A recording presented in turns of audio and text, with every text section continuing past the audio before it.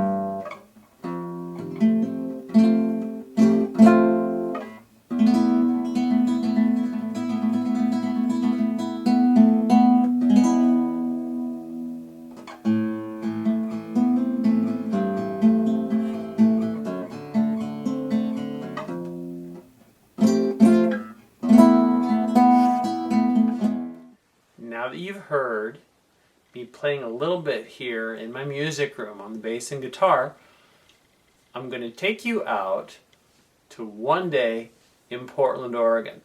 Now, you might have been watching Grimm and Portlandia, and you might think Portland's a pretty wild and crazy place, but it is a very musically and culturally diverse location, which is why we love being here.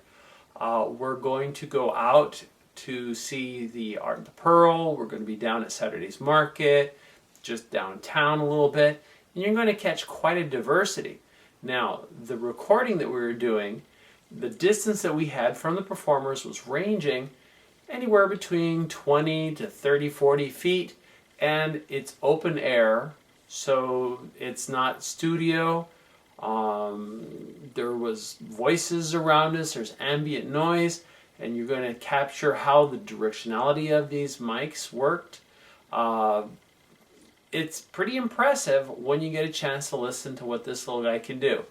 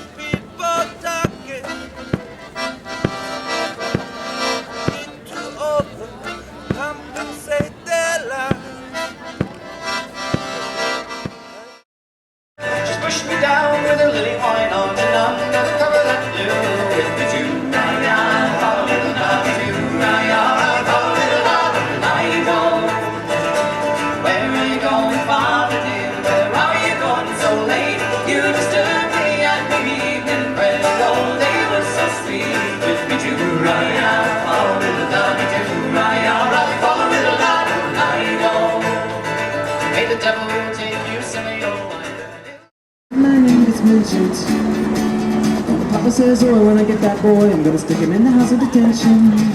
I'm on my way, I don't know where I'm going, I'm on my way. I'm taking my time, but I don't know where. Goodbye to Rosie, the pink Corona. See me and Julio down by the schoolyard. See me and Julio down by the schoolyard.